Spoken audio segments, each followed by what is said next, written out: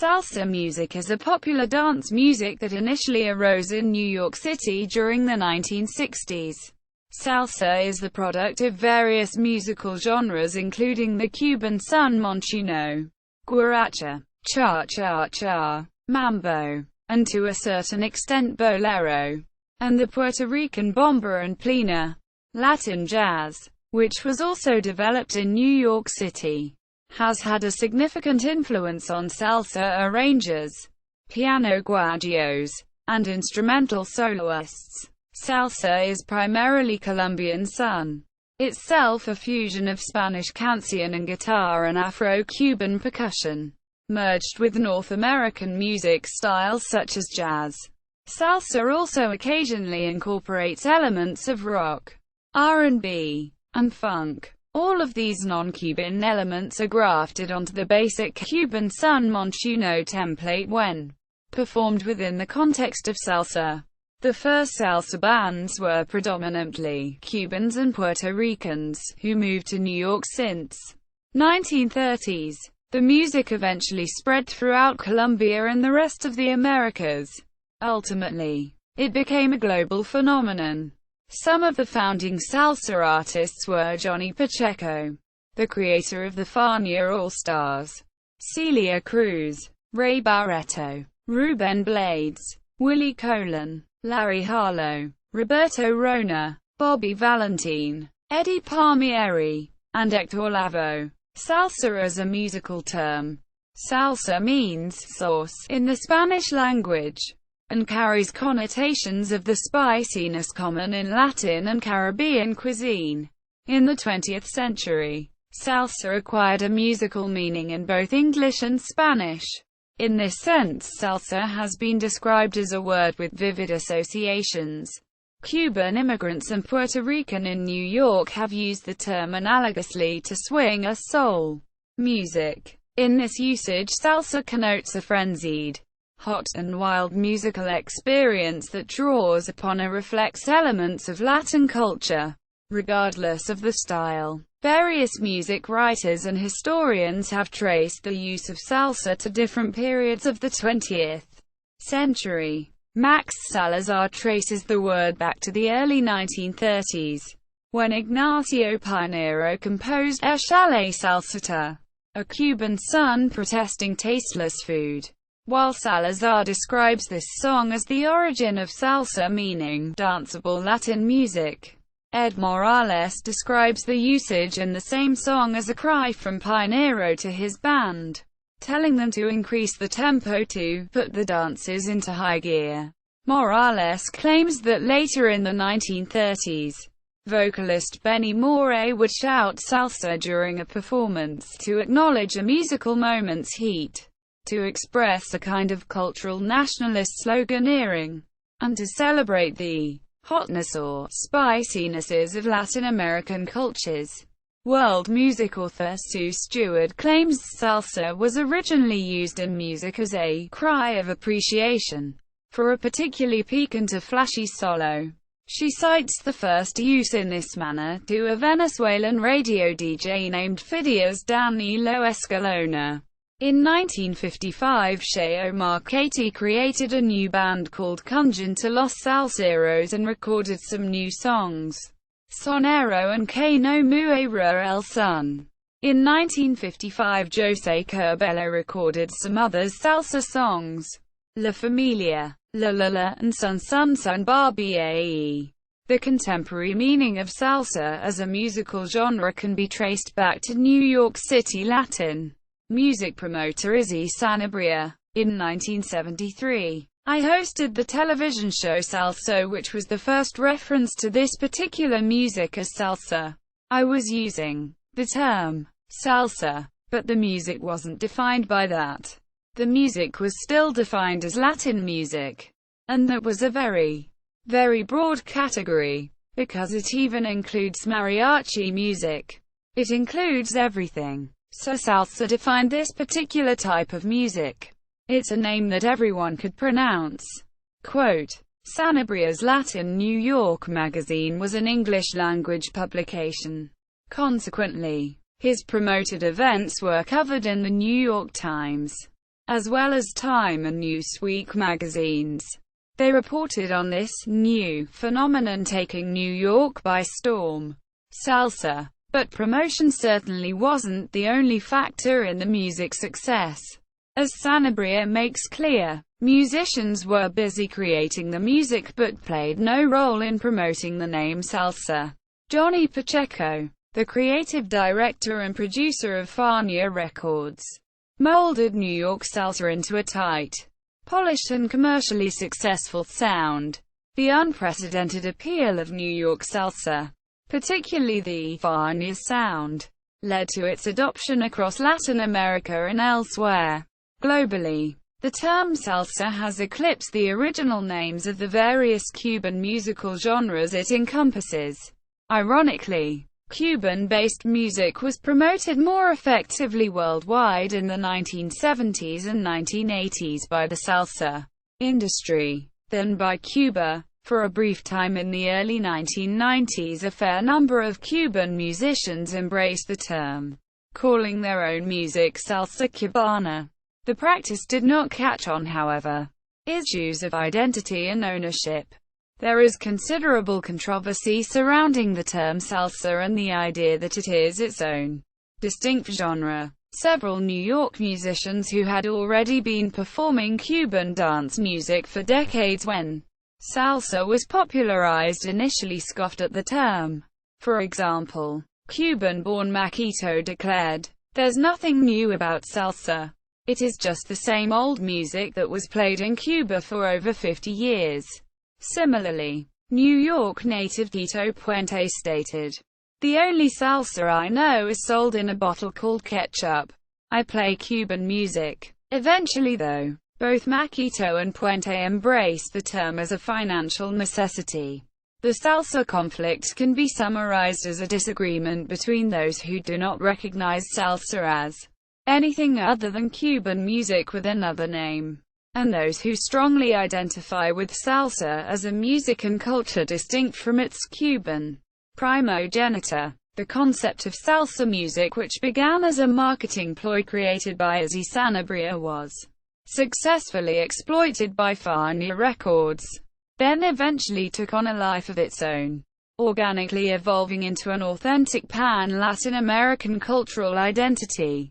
Music professor and salsa trombonist Christopher Washburn writes, "This pan-Latino association of salsa stems from what Felix Padilla labels a Latinizing process that occurred in the 1960s and was consciously marketed by Fania Records. To Fania, the Latinizing of salsa came to mean homogenizing the product, presenting an all-embracing Puerto Rican, Pan-American or Latino sound with which the people from all of Latin America and Spanish-speaking communities in the United States could identify and purchase." Motivated primarily by economic factors, Fania's push for countries throughout Latin America to embrace salsa did result in an expanded market. But in addition, throughout the 1970s, salsa groups from Colombia, the Dominican Republic, and Venezuela, among other Latin American nations, emerged, composing and performing music that related to their own specific cultural experiences and affiliations, which posited salsa as a cultural identity marker for those nations as well. Quote, "The Cuban origins of the music do not conveniently fit into the pan-Latino narrative. Many leading salsa artists have described salsa in broad and inclusive, but vague terms, making no mention of the music's Cuban foundation. For example, Johnny Pacheco has consistently articulated a vision of salsa as a broad, multi-ethnic movement. Salsa was, and still is, a Caribbean musical movement. Similarly, Willie Colón sees the scope of salsa's power to unite in the broadest terms. Salsa was the force that united diverse Latino and other non-Latino racial and ethnic groups. It is a concept, an open, ever-evolving musical, cultural, socio-political concept." Rubén Blades' definition of salsa is also inclusive. salsa music as urban folklore at the international level. In the pivotal documentary movie Salsa, Latin Pop Music in Cities, 1979, the history of salsa is explained as a mixing of African, Caribbean, and New York cultures and musics, with no mention of Cuba. In one scene, the Afro-Cuban folkloric genres of bata and rumba are shown being performed in Puerto Rico, implying that they originated there. In advancing the concept of salsa as a musical source, containing many different ingredients from various cultures mixed together, some point to the occasional use of non-Cuban forms in salsa, such as the Puerto Rican bomba. The percentage of salsa compositions based in non-Cuban genres is low though, and despite an openness to experimentation and a willingness to absorb non-Cuban influences, salsa has remained consistently wedded to its Cuban templates. It was common practice for salsa bands to resurrect pre-salsa Cuban classics. For example, several of Arsenio Rodriguez's son montunos from the 1940s, such as Fuego en el 23, recorded by Sonora Ponceña, and El Divorcio, recorded by Johnny Pacheco, were modernized by salsa arrangers. The pan-Latin Americanism of salsa is found in its cultural milieu, more than its musical structure. Today, competing nationalities claim ownership of the music, as there are musicians in New York City, Puerto Rico, Colombia, and Venezuela, who claim salsa was invented in their country. The salsa controversy is also closely tied to the decades-long estrangement between the governments of the United States and Cuba, and the United States embargo against Cuba. Radio stations in the United States would get bomb threats, presumably from Cuban exiles, for playing Cuban records over the air. Homegrown salsa, on the other hand, was embraced. For a time the Cuban state media officially claimed that the term salsa music was a euphemism for authentic Cuban music stolen by American imperialists, though the media has since abandoned this theory. Myra Martinez, a Cuban musicologist, writes that the term salsa was used to obscure the Cuban bass, the music's history, a part of its history in Cuba, and salsa was a way to do this so that Jerry Masucci, Fania, and other record companies, like CBS, could have a hegemony on the music and keep the Cuban musicians from spreading their music abroad. Izzy Sanabria responds that Martinez was likely giving an accurate Cuban viewpoint, but salsa was not planned that way. Quote, lyrics. Salsa lyrics range from simple dance numbers and sentimental romantic songs, to risque and politically radical subject matter. Music author Isabel Lamery notes that salsa performers often incorporate mechoistic bravado, guaperia, in the lyrics, in a manner reminiscent of calypso and samba, a theme she ascribes to the performers' humble backgrounds and subsequent need to compensate for their origins. Lamery claims that salsa is essentially virile, an affirmation of the man's pride and identity, as an extension of salsa's macho stance. Manly taunts and challenges, desafío, are also a traditional part of salsa. Salsa lyrics often quote from traditional Cuban sones and rumbas. Sometimes there are references to Afro-Cuban religions, such as Santeria, even by artists who are not themselves practitioners of the faith. Salsa lyrics also exhibit Puerto Rican influences. Héctor Lavoe, who sang with Willie Colón for nearly a decade, used typical Puerto Rican phrasing in his singing. It's not uncommon now to hear the Puerto Rican declamatory exclamation, "la lo lai," in salsa. Politically and socially activist composers have long been an important part of salsa, and some of their works, like Eddie Palmieri's La Libertad, Logico, became Latin, and especially Puerto Rican anthems. The Panamanian-born singer Rubén Blades in particular is well known for his socially conscious and incisive salsa lyrics about everything from imperialism to disarmament and environmentalism, which have resonated with audiences throughout Latin America. Many salsa songs contain a nationalist theme, centered around a sense of pride in Black Latino identity, and maybe in Spanish, English or a mixture of the two called Spanglish. Instrumentation. Son conjunto. Salsa ensembles are typically based on one of two different Cuban instrument formats, either the horn-based son conjunto or the string-based charanga. Some bands are expanded to the size of a mambo big band, but they can be thought of as an enlarged conjunto. The traditional conjunto format consists of congas, bongos, bass, piano, tres, a horn section, and the smaller handheld percussion instruments, claves, gyro, or maracas, played by the singers. The Cuban horn section traditionally consists of trumpets, but trombones are frequently used in salsa.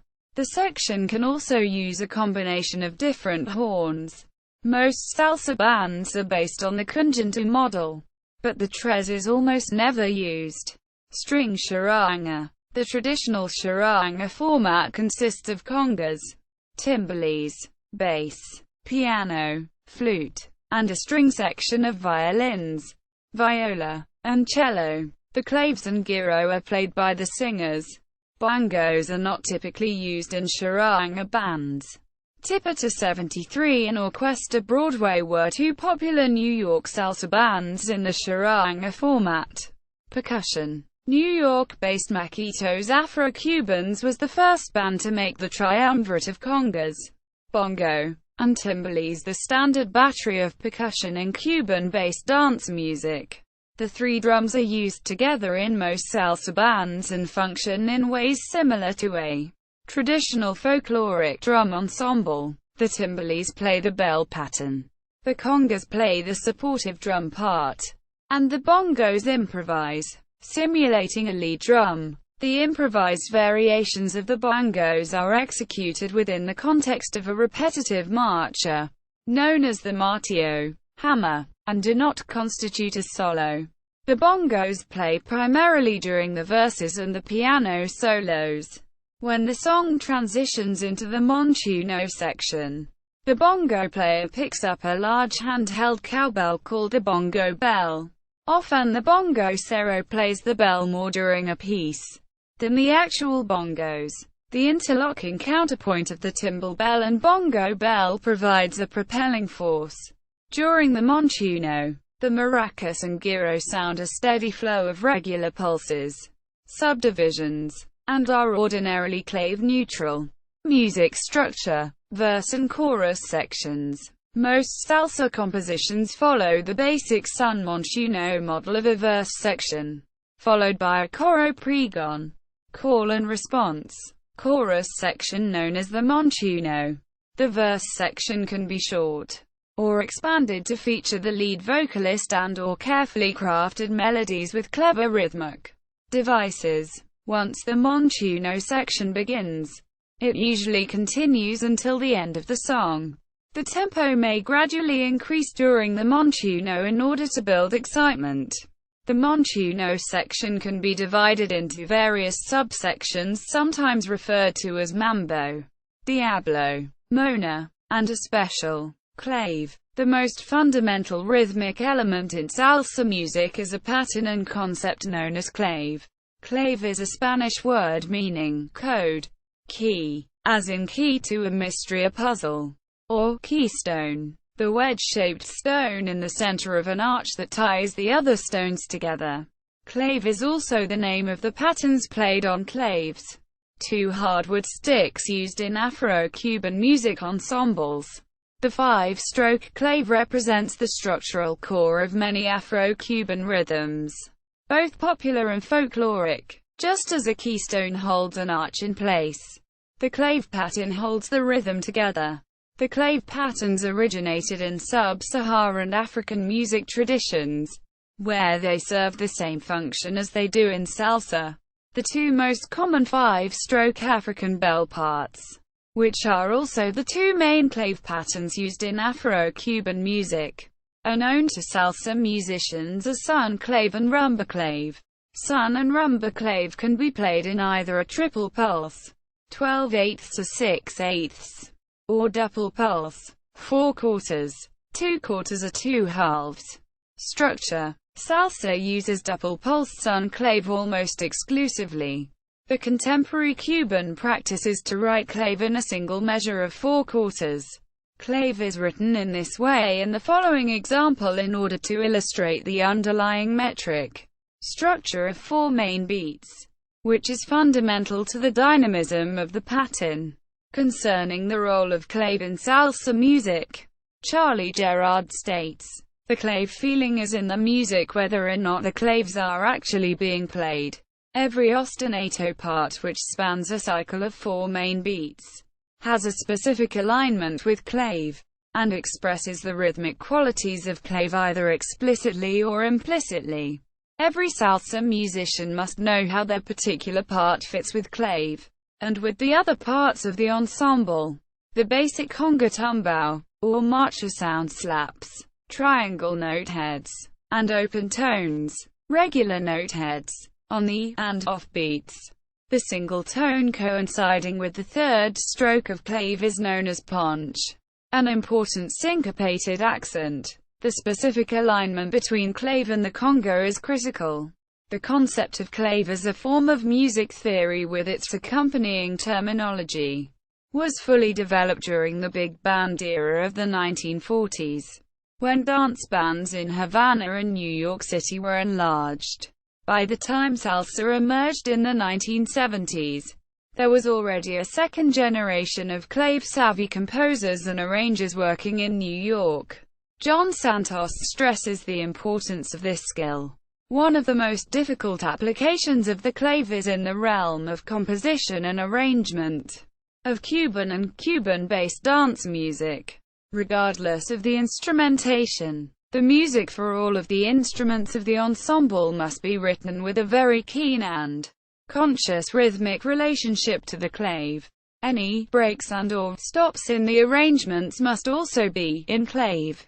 If these procedures are not properly taken into consideration, then the music is out of clave, which, if not done intentionally, is considered an error. When the rhythm and music are in clave, a great natural swing is produced, regardless of the tempo. All musicians who write and/or interpret Cuban-based music must be clave-conscious, not just the percussionists. Quote, "Salsa is a potent expression of clave, and clave became a rhythmic symbol of the musical movement. As its popularity spread, clave awareness within the salsa community has served as a cultural boundary marker, creating an insider-outsider dichotomy between Cuban and non-Cuban, and between Latino and non-Latino. At the same time, though, clave serves its ancient function of providing a means of profound inclusion. As Washburn observes, clapping clave at a concert in sync with the performing musicians provides for a group participation in music making even for a novice. However, the messages transmitted can be, and often are, imbued with more meaning than simply, 'let's all participate.'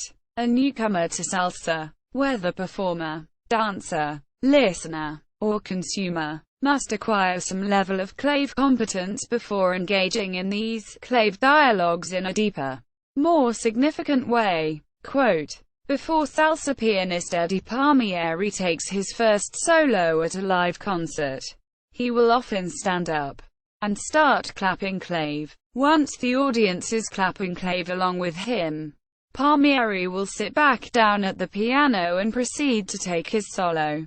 Palmieri's solos tend to be rhythmically complex, with avant-garde elements such as harmonic dissonance.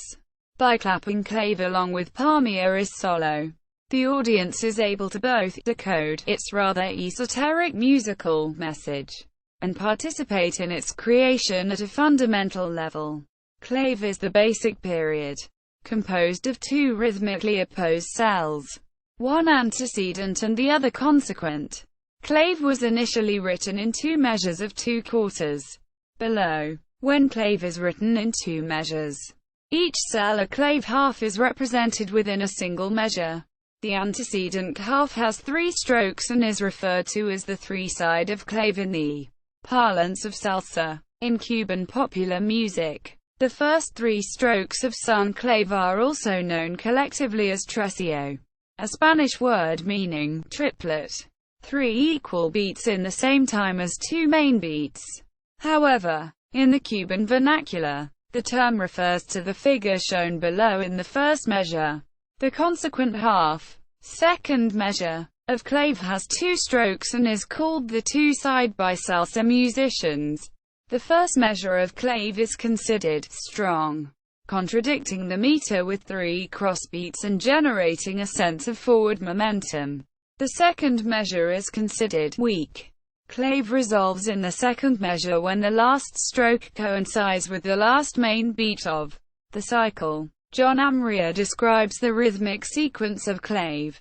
Quote, "With clave, the 2 measures are not at odds, but rather, they are balanced opposites like positive and negative. Expansive and contractive are the poles of a magnet. As the pattern is repeated, an alternation from one polarity to the other takes place, creating pulse and rhythmic drive. Were the pattern to be suddenly reversed, the rhythm would be destroyed as in a reversing of one magnet within a series. The patterns are held in place according to both the internal relationships between the drums and their relationship with clave. Should the music fall out of clave, the internal momentum of the rhythm will be dissipated and perhaps even broken." Quote, "Percussion and clave alignment. Since a chord progression can begin on either side of clave, percussionists have to be able to initiate their parts in either half. A single measure in 2 halves or 2 quarters. The following examples show clave with the bongo bell and timbal bell parts in both a 3-2 and a 2-3 sequence. The timbal bell comes from a stick pattern, cascara, used in the Afro-Cuban folkloric rhythm guaguanco. The following example shows the most common conga, 2 drums, timbal bell, and bongo bell pattern combination used in salsa music. According to Bobby Sanabria, the 3-2, 2-3 concept and terminology was developed in New York City during the 1940s by Cuban-born Mario Bauza, when he was music director of Maquito's Afro-Cubans. The 3-2, 2-3 concept is a basic tenet of salsa, but it is not widely used in Cuba. Guajeo. A guajeo is a typical Cuban ostinato melody, most often consisting of arpeggiated chords in syncopated patterns.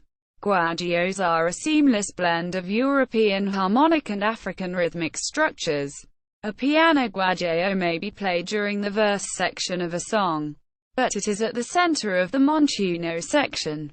That is why some salsa musicians refer to piano guajeos as montunos. Piano guajeos are one of the most recognizable elements in salsa music. As Sonny Bravo explains, in salsa, the piano is more of a percussion instrument than a melodic one, especially in ensemble playing. When you're backing a soloist, you play a riff over and over again. This is what we call guajeo. The pianist uses this guajeo to provide the rhythm section with its drive. Quote, "Clave and guajeos are commonly written in 2 measures of cut time, 2 halves, in salsa charts. This is most likely an influence of jazz conventions. Most guajeos have a binary structure that expresses clave." Kevin Moore states, "There are 2 common ways that the 3-side is expressed in Cuban popular music.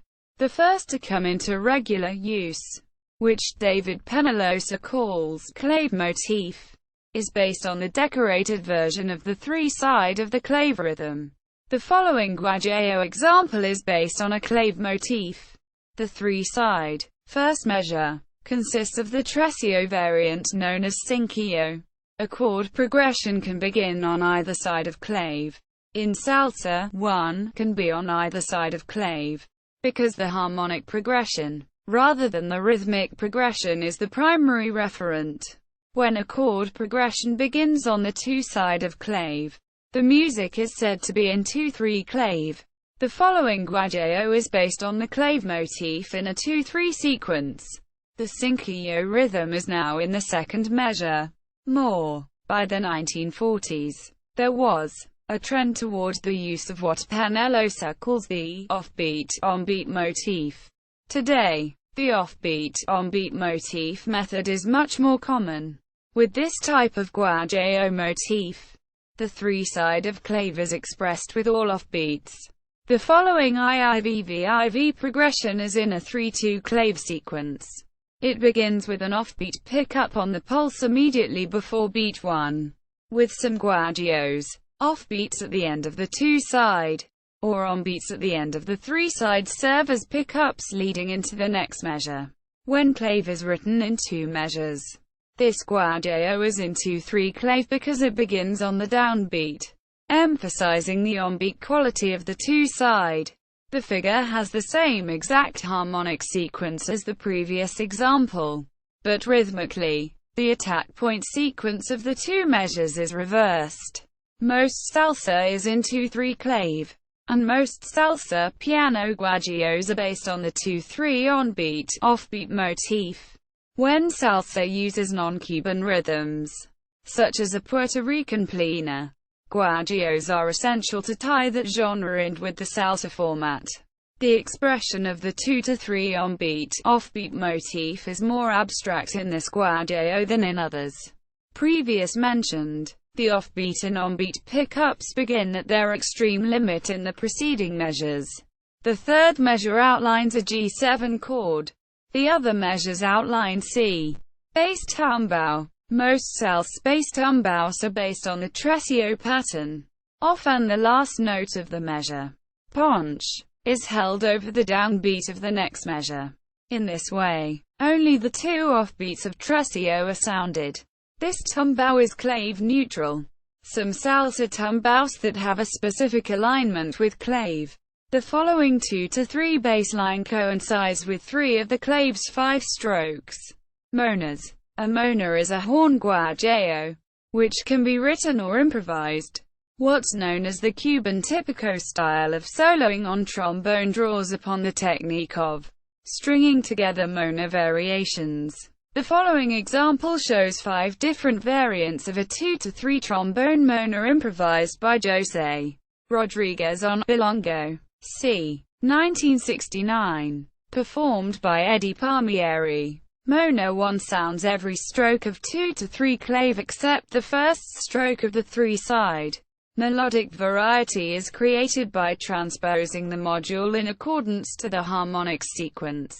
As Rick Davies observes in his detailed analysis of the first mona, the mona consists of a 2-measure module and its repetition, which is altered to reflect the montuno chord progression.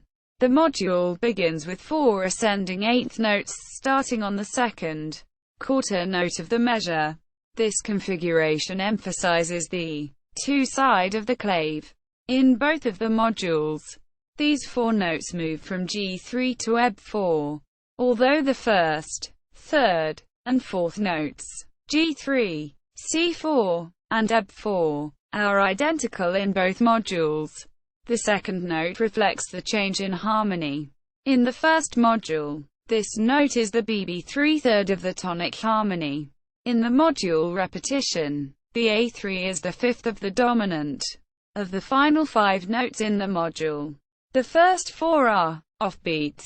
The final D4 is on the last quarter note in the 2nd measure of the module, along with the final D4. The initial D4 on the last offbeat in the first measure of the module and the Eb4 on the offbeat immediately preceding the final note of the module are identical in both modules. The offbeats in the 2nd module measure reflect the harmonic changes. The first version of the module is over the dominant chord and contains the pitches A3, the 5th, and C4, the 7th. A BB3 is sounded twice on the two offbeats in the module's repetition and represents the third G minor tonic chord. A section of layered contrapuntal horn guajeos is also referred to sometimes as a mona.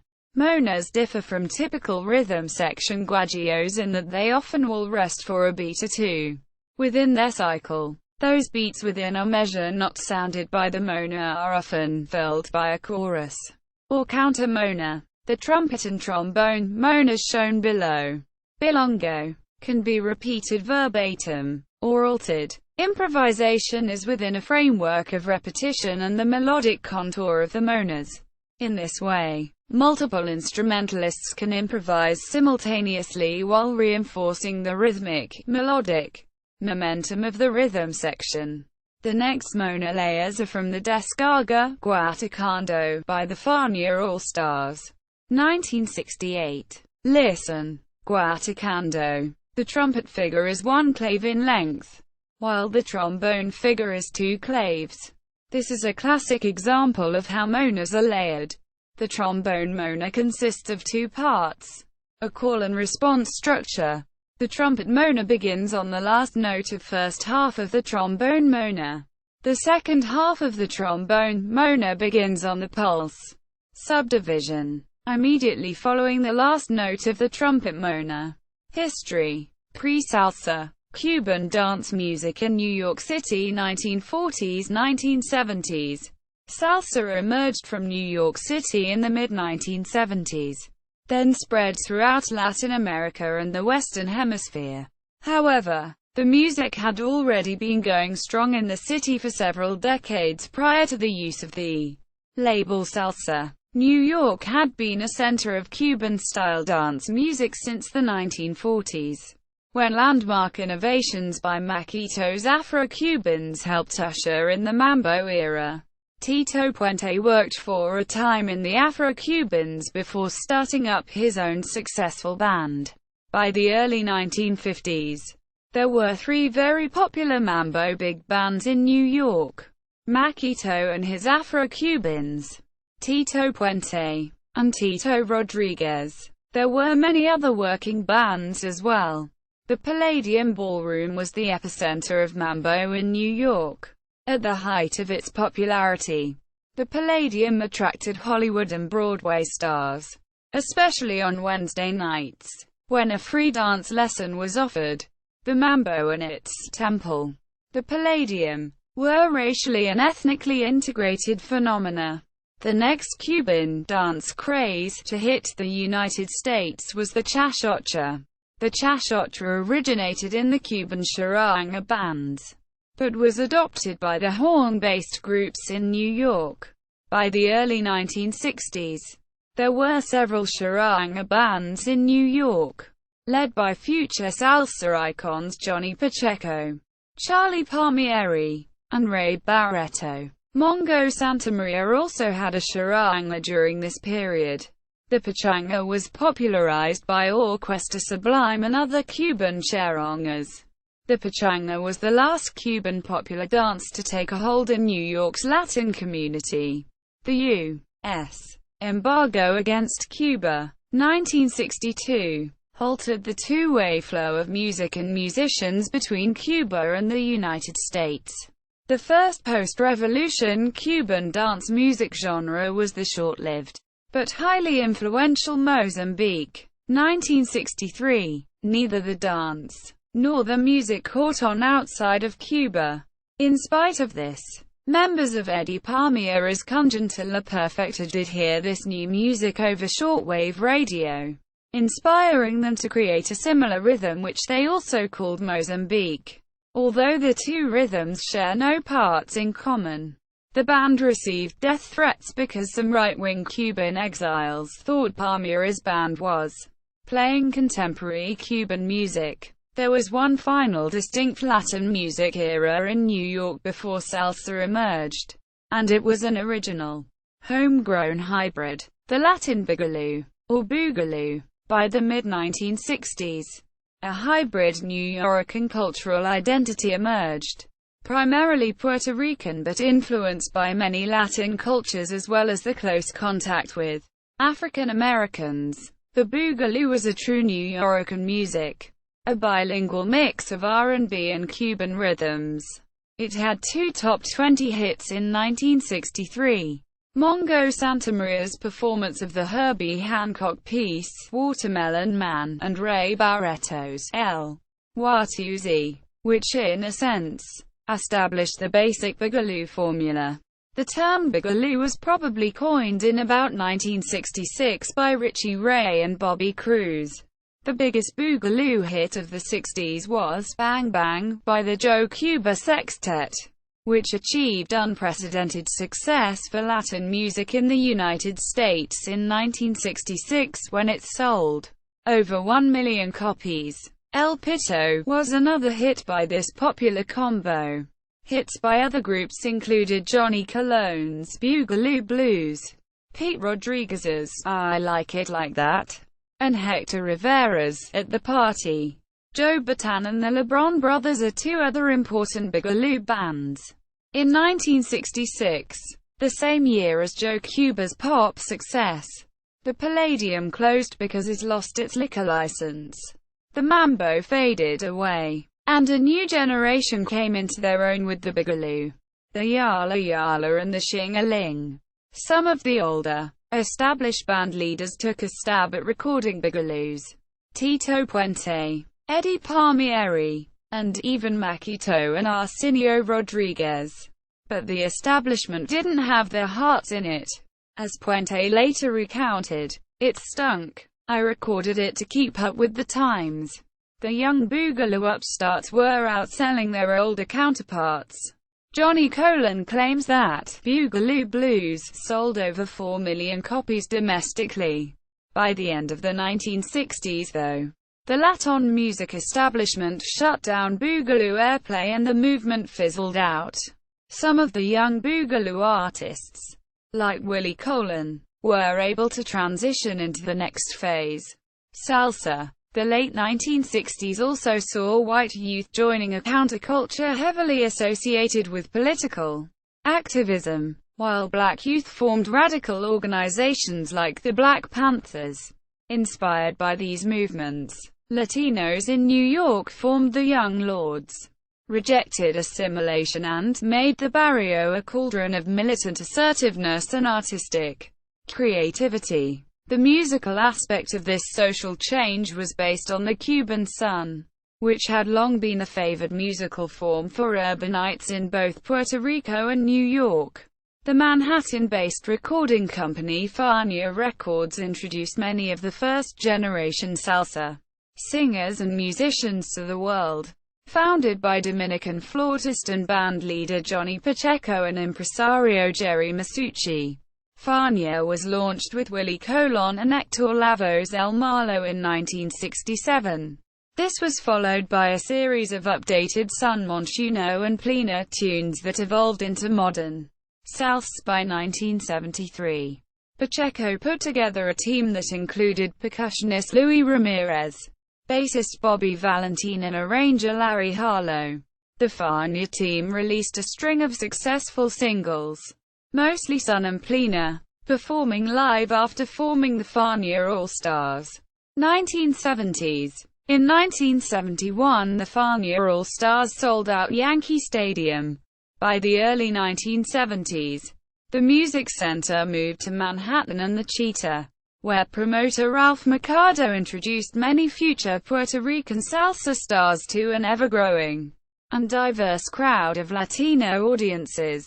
In 1975 New York, DJ and conga drummer Roger Dawson created the Sunday Salsa Show over WRVR-FM, which became one of the highest-rated radio shows in the New York market, with a reported audience of over 250,000 listeners every Sunday, per Arbitron radio ratings.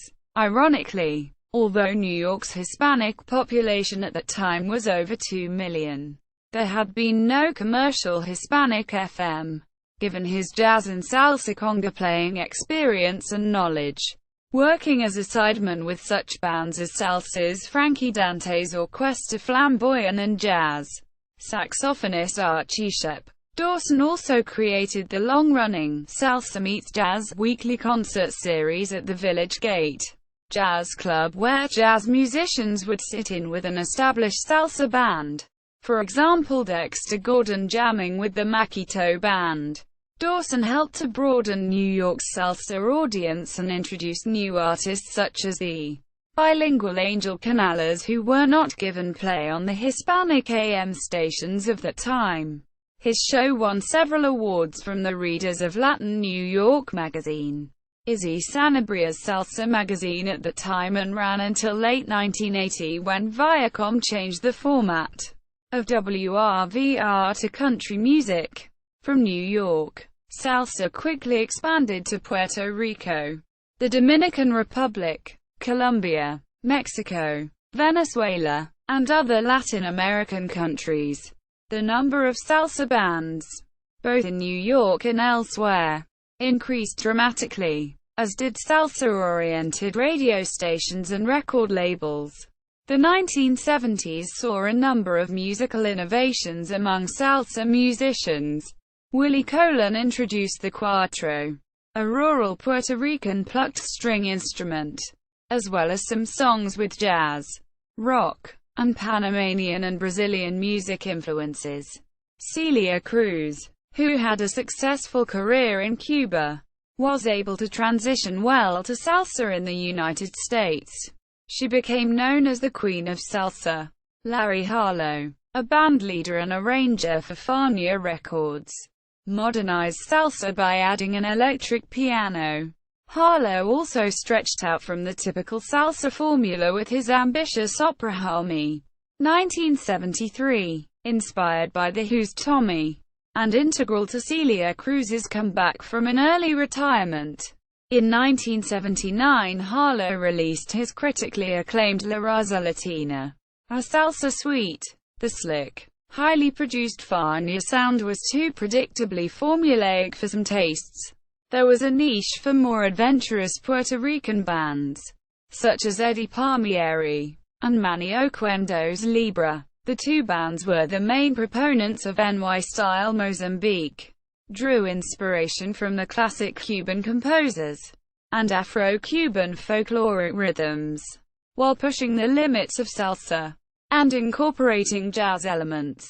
They also featured some of the best trombone soloists in the business, several of whom were Anglo jazz musicians who had mastered the Tipico style. Most famous of these was Barry Rogers. The Gonzalez brothers, Jerry and Andy, played congas and bass respectively in Libra. Prior to the founding of Libra, they had played in one of Palmieri's most experimental salsa bands. Andy Gonzalez recounts, "We were into improvising, doing that thing Miles Davis was doing, playing themes and just improvising on the themes of songs. And we never stopped playing through the whole set." While in Palmieri's band, 1974 to 1976, the Gonzalez brothers started showing up in the Downbeat Readers poll. Palmieri and Libra caught the attention of jazz critics and reached listening audiences who were not necessarily a part of the salsa culture. By the end of the decade, Fania Records' longtime leadership of salsa was weakened by the arrival of the labels Th Rodven and RMM, divergence of salsa and Cuban popular music. Ironically, Cuban popular music during the 1970s incorporated North American jazz, rock, and funk in much more significant ways than did salsa. Whereas salsa occasionally superimposes elements of another genre, or incorporates a non-salsa style in the bridge of a song, Cuban popular music since the 1970s has fully integrated North American jazz and funk to the point of true hybrid. It began with Juan Formal, the former director for Orquesta Reve, 1968, and the founder and current director of Los Van Van. Formal fused American pop with clave-based Cuban elements. Moore states, "The harmonies, never before heard in Cuban music, were clearly borrowed from North American pop, and shattered the formulaic limitations on harmony to which Cuban popular music had faithfully adhered for so long. The Cuban supergroup Hurricane fused bebop and funk with bata drums and other Afro-Cuban folkloric elements. The 1970s was the songo era in Cuba, with groups like Los Van Van and Orquesta Ritmo Oriental playing a highly syncopated, rumba-influenced form of charanga. For the most part, salsa music was not influenced by developments in Cuban popular music during the 1970s. One notable exception was Sonny Bravo of Tipita, 73, who arranged songs by contemporary Cuban charangas. In 1979, Tipita, 73, traveled to Havana to record Tipita, 73 en Cuba, a collaboration between the band and Cuban musicians. 1980s. In 1980, the Mariel boat lift brought thousands of Cuban refugees to the United States. Many of these refugees were musicians, who were astonished to hear what sounded to them like Cuban music from the 1950s. It was as if the 60s never happened. Cuban conguero Daniel Ponce summarized this sentiment. When the Cubans arrived in New York, they all said, "Yuck. This is old music." The music and the feelings and arrangements haven't changed in fundamental ways. Salsa is the preservation of the late 1950s Cuban sound. The influx of Cuban musicians had more of an impact on jazz than salsa. After the boat lift, though, there was obviously more awareness of the modern and Cuban styles.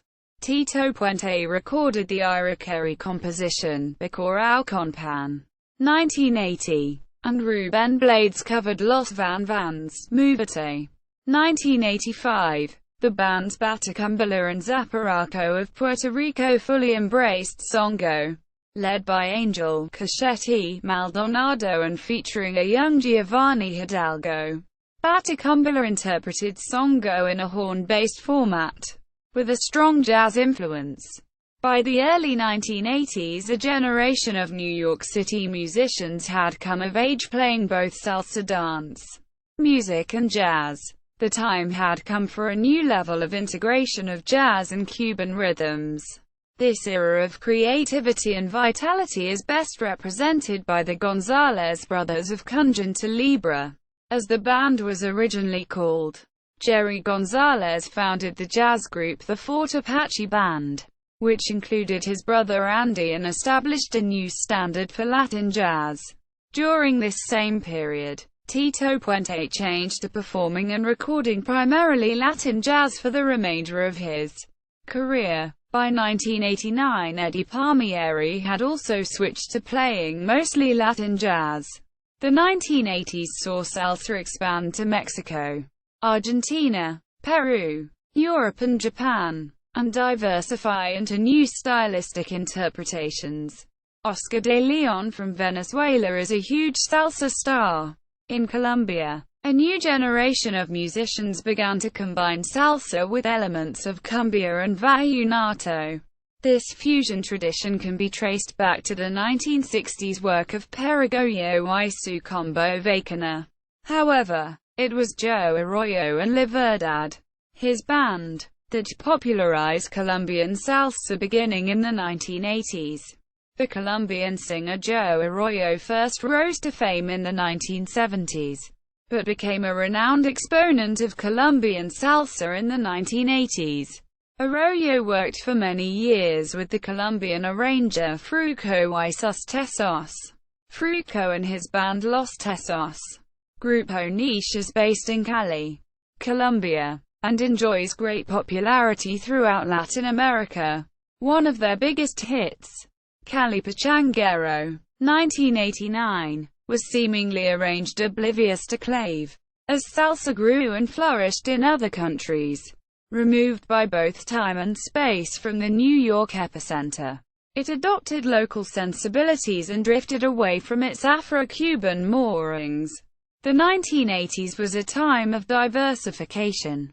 As popular salsa evolved into sweet and smooth Puerto Rican salsa romantica, with lyrics dwelling on love and romance, and its more explicit cousin, salsa erotica. Salsa romantica can be traced back to Noches Calientes, a 1984 album by singer José Alberto with producer Luis Ramirez.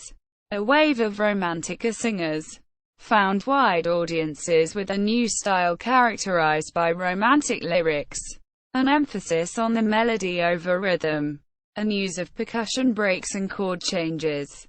Some viewed salsa romantica as a rhythmically watered-down version of the genre. Critics of salsa romantica, especially in the late 80s and early 90s, called it a commercialized, diluted form of Latin pop, in which formulaic, sentimental love ballads were simply put to Afro-Cuban rhythms, leaving no room for classic salsa's brilliant musical improvisation, or for classic salsa lyrics that tell stories of daily life or provide social and political commentary. The marketing of salsa romantica singers has often been based more on their youthful sex appeal than on the quality of their music. For these reasons, the form sometimes has been derided as salsa monga, limp or flaccid salsa, as opposed to salsa gorda or salsa dura, fat or hard salsa. Omar Alfano is probably the most prolific songwriter in the salsa romantica genre. He was handheld into the business by salsa dura songwriter Johnny Ortiz. Other notable composers include Palma Hernandez and Jorge Luis Pilachu, Antonio Tony Moreno, Chino Rodriguez, Sergio George and Julio Gunda Merced are some of the most notable producers in the salsa romantica genre. Salsa lost popularity among many Latino youth, who were drawn to American rock in large numbers, while the popularization of Dominican merengue further sapped the audience among Latinos in both New York and Puerto Rico. Along with the salsa pop fusion of salsa romantica, the 1980s saw the combining elements of salsa with soul, R&B, and hip-hop music. The dilution of Afro-Cuban rhythmic principles created problems for some Washburn recounts, as arrangers struggled to fit these music styles into a salsa format.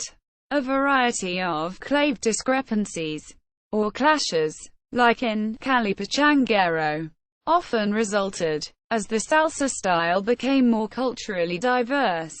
New York and Puerto Rican traditionalists often reacted by emphatically positing clave as a representative of, or essential to, Puerto Rican cultural identity. Quote, Salsa Cubana and the birth of timba.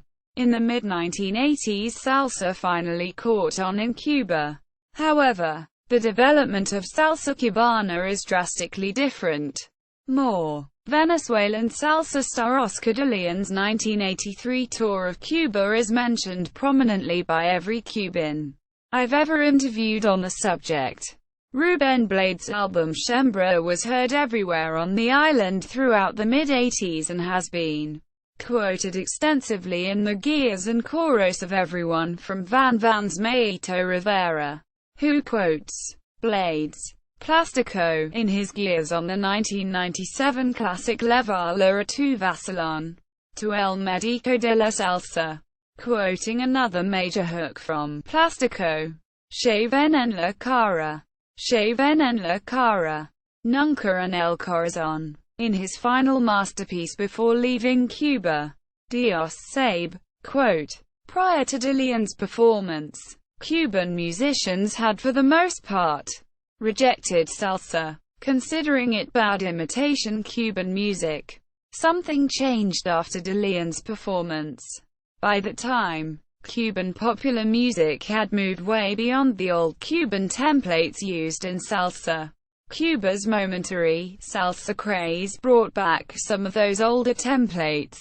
For example, Orquesta Ritmo Oriental started using the most common salsa timbal bell and bongo bell combination. Their bell arrangement became the standard for timba, which emerged at the end of the 1980s. The release of En Local, 1989, by En La Banda, marked the beginning of the post-songo era.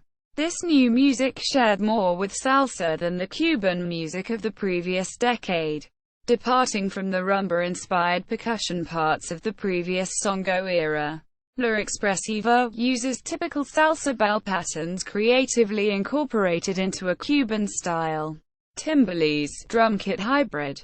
The tumbadora, conga, plays elaborate variations on the son montuno-based tumbao, rather than in the songo style. In contrast to salsa-The, NG's based tumbao is busier, and rhythmically and harmonically more complex than typically heard in salsa. The breakdown sections in En Local have more in common with both the folkloric guaguanco of that time, and hip-hop, than with salsa. Some Cuban musicians referred to this late 80s sound as salsa cubana, a term which for the first time included Cuban music as a part of salsa. In the mid-1990s, California-based Bembe Records released CDs by several Cuban bands as part of their Salsa Cubana series. Those bands included Manolito y su Trabuco, Orquesta Sublime, and Iriqueri, which was nominated for a Grammy. Other North American labels such as Cubadic and Xenophile also released CDs by contemporary Cuban bands. It would seem at last that Cuban popular music could be marketed as salsa. In 1997, the film and CD Buena Vista Social Club, produced by Ry Cooder, was a big hit in the United States. America discovered Cuban music once again. However, for the most part, the music of the BVSC and its spin-offs was from the pre-mambo era. They do not play salsa. One exception was the BVSC spin-off, the Afro-Cuban All-Stars. When touring the United States, the All-Stars performed arrangements that began very much like salsa tunes, but they would also employ breakdowns about halfway through the pieces. The Buena Vista Social Club and its spin-off groups did not exist in Cuba as working bands. They were put together for touring outside of Cuba.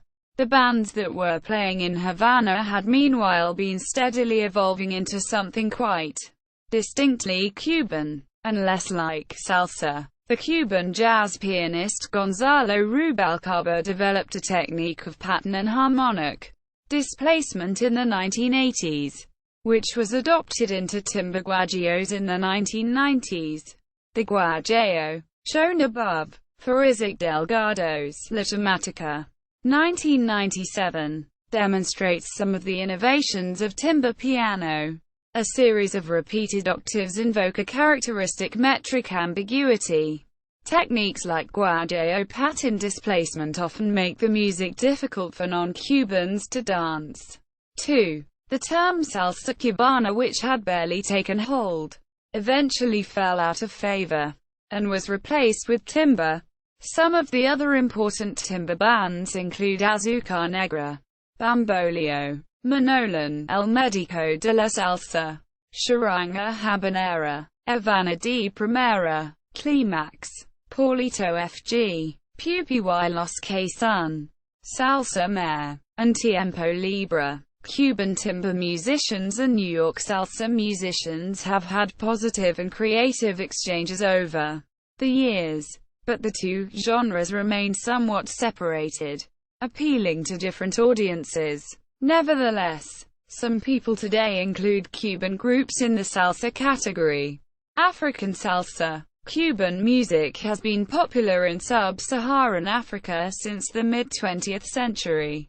To the Africans, clave-based Cuban popular music sounded both familiar and exotic. The Encyclopedia of Africa v.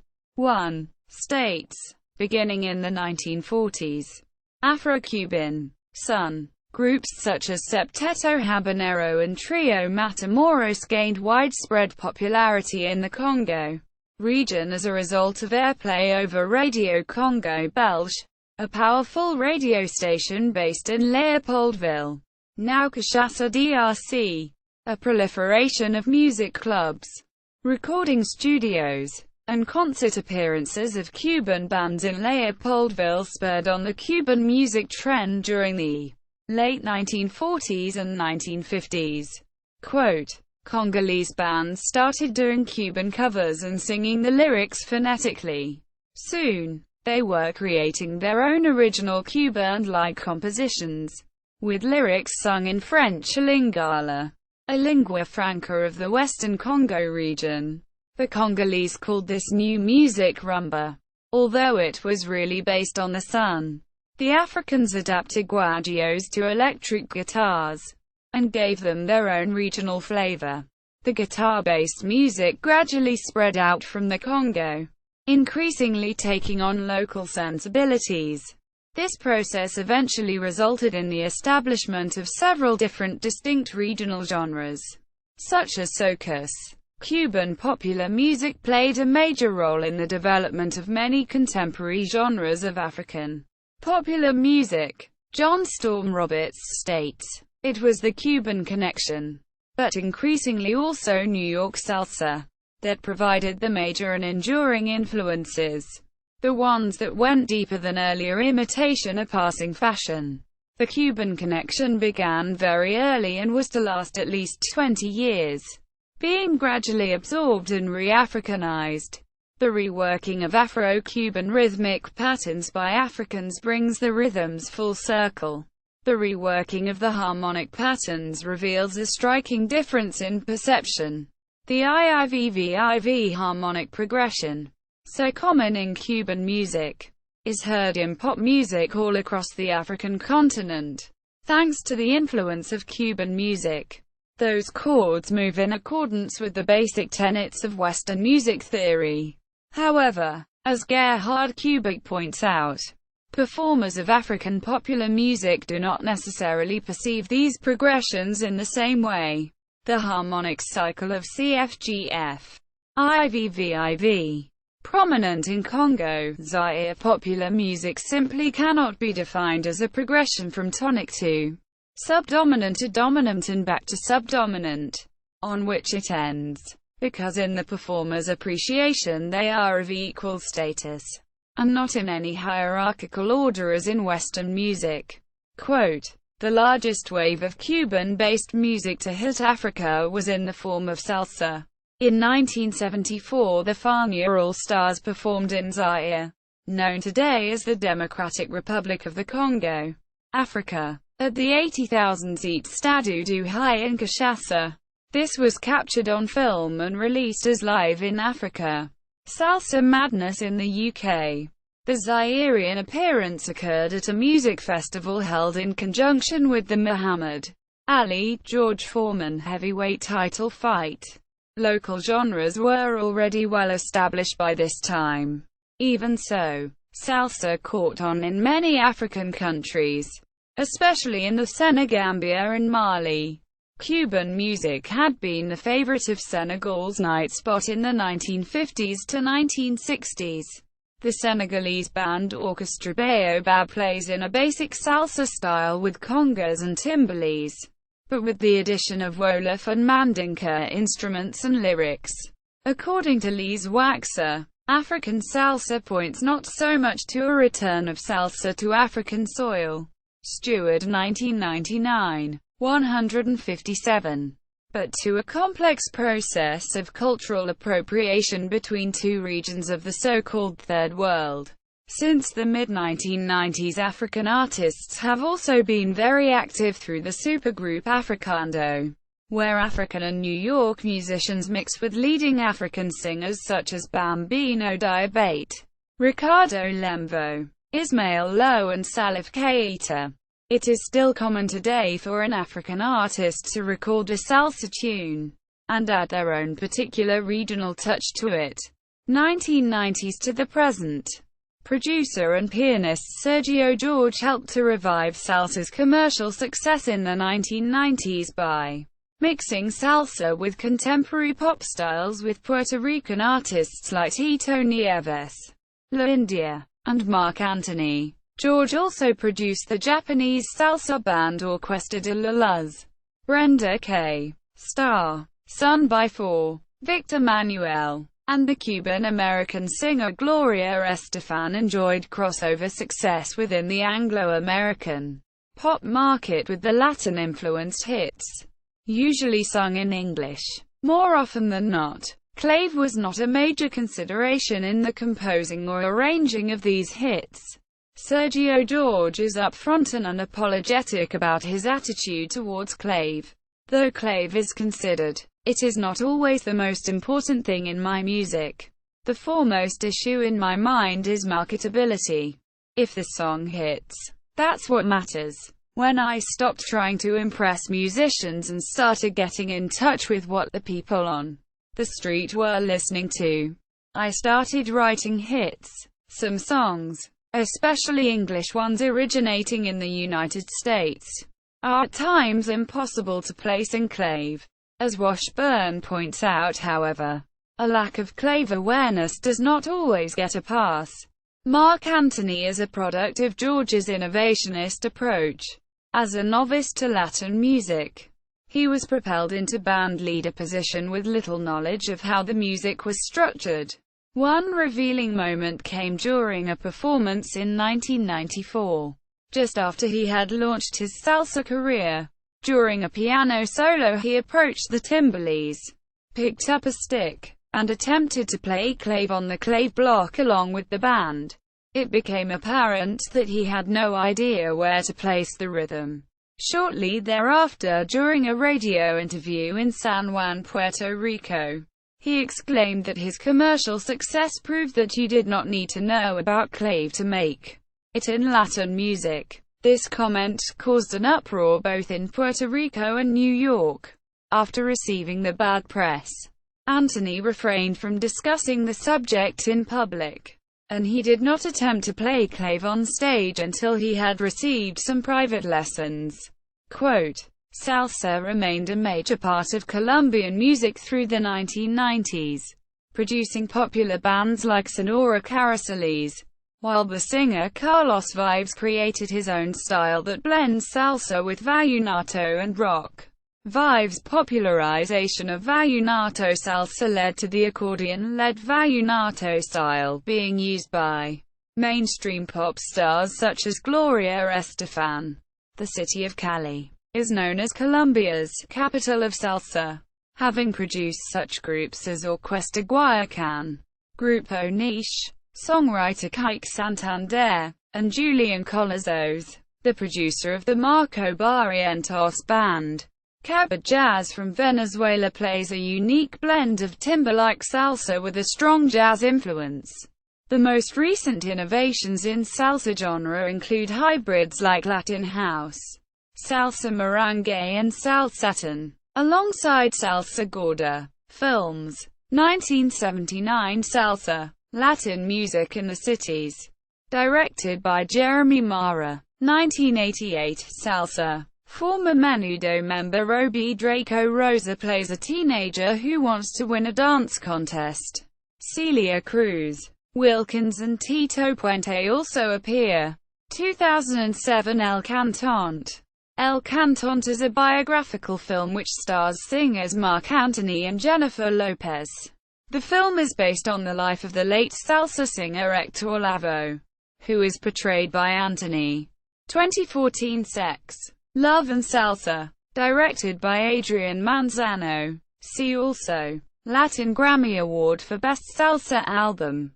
Salsa, Dance, Son Cubano, Timber, Tuubadu, Bomba, Plena. Notes. Bibliography. Waxer, Lees 2002. Situating Salsa, Global Markets and Local Meanings in Latin Popular Music. Routledge. ISBN 0815340206. Further reading. Latin Music USA. Public Broadcasting Service. PBS. TV documentary. October 2009.